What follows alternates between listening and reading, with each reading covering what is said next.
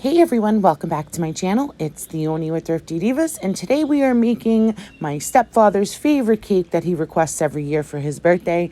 It is a Reese's peanut butter cake, but I'm making it a little more deluxe this time around, and you'll see what I mean. So first of all, you need to start off with your favorite chocolate cake recipe, and make sure to make enough for 2 full layers or 2 cakes. If you're not much of a baker, this recipe's for everyone. You can even use a boxed cake mix if that's easier for you. The next thing that's very important is make sure your Reese's peanut butter cups are put in the freezer beforehand. You're going to want them nice and frozen and firm for easy chopping. If they're not frozen, you're going to have a very hard time chopping them. All right, so the first thing we do is start off with our 2 chocolate cakes. These have been cooked and cooled.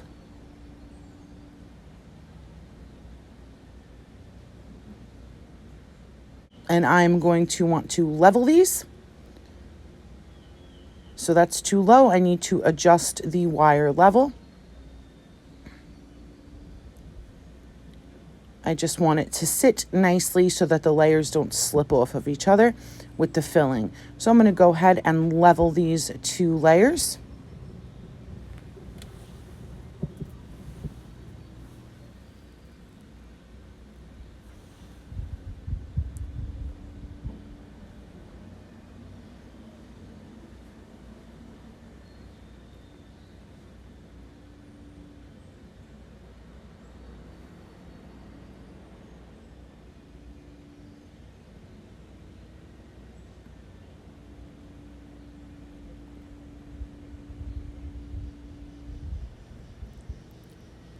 And I'm going to do the same thing for the second cake as well.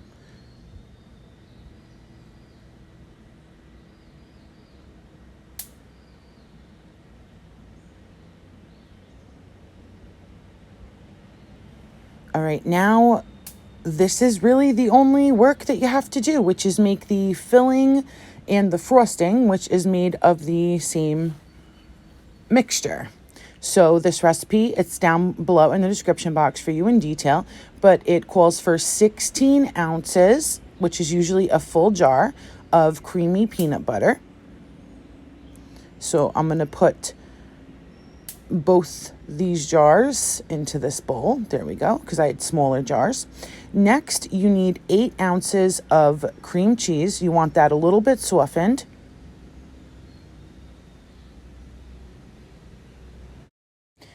Next, you add 8 ounces of sour cream. So I'm going to go ahead and kind of eyeball about half of the 16-ounce container and add that. And next, we're going to put 1 tablespoon of vanilla extract. Again, I'm going to eyeball that. And I've actually changed my mind on the cake plate, so I'm going to transfer this to this covered glass cake stand. Good thing I decided before I filled it and iced it. So there we go. Now we'll be working from this. Next, we move over to our mixer and we gently mix this all together.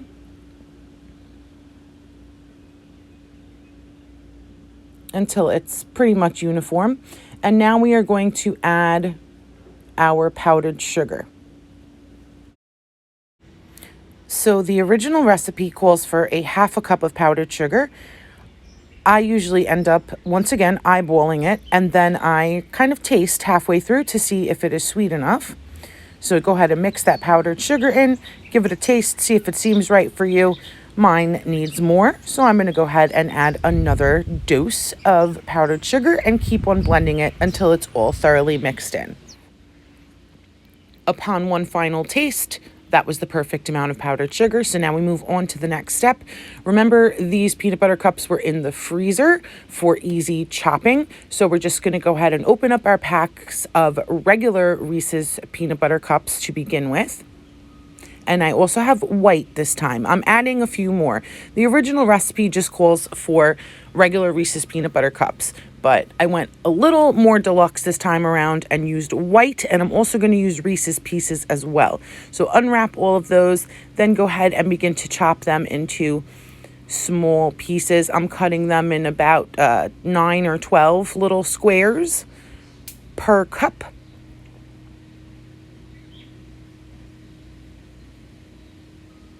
Chop those all up.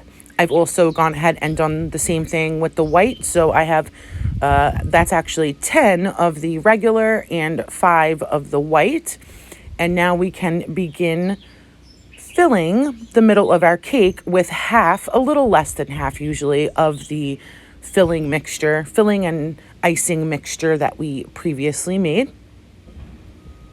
So there is our bottom layer that we put on our cake stand upside down for a flat surface. And now we begin putting it on there. Again, remember, tiny little bit less than half of the entire mixture. Just go ahead and put that on there. Smooth it out a little bit to make a nice even layer covering the whole cake. And once that is nicely covered, you go ahead and add about half, again, of your chopped up Reese's peanut butter cups. I'm only going to put the classic ones in here, and I'm going to save the rest of everything for the top.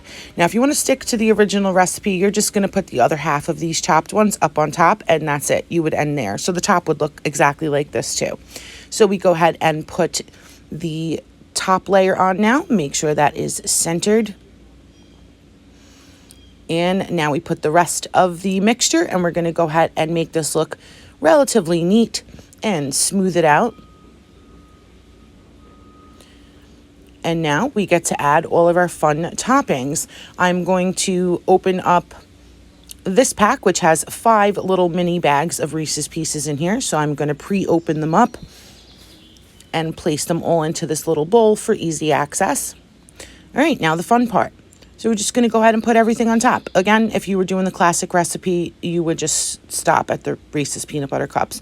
Obviously, you have to really like Reese's and peanut butter for this recipe and not be allergic to it. So it's not for everyone.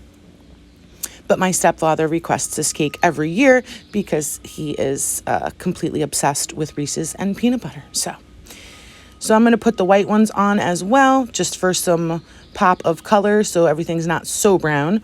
And I'm also going to put some of these Reese's Pieces on there too. This is the first year I'm doing Reese's Pieces. I don't know why it took me so long to think of it, but I'm just going to go ahead and put those in the center and around the rim.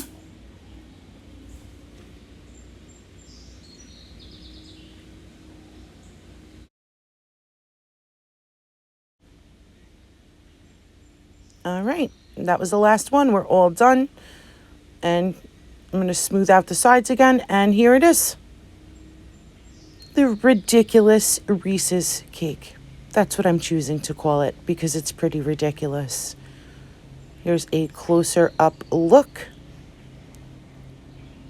And now I'm going to put the glass dome on. We are going to bring it to my parents for my stepfather's birthday. And I'll meet you guys there when we're cutting it so you can see inside. All right. We blew out the candles, we sang happy birthday, and now here is the first piece coming out of the cake. First piece is always the hardest, but look at how beautiful that is. Perfect layer of filling there in the middle. It's a very moist cake, so of course we lose a little piece, but that's fine. There it is. And here's the rest of the cake. A small slice will do ya. So I hope you all enjoyed. Hope you give it a try. Super easy cake for anyone. And until the next video, stay blessed, my friends. I love each and every one of you.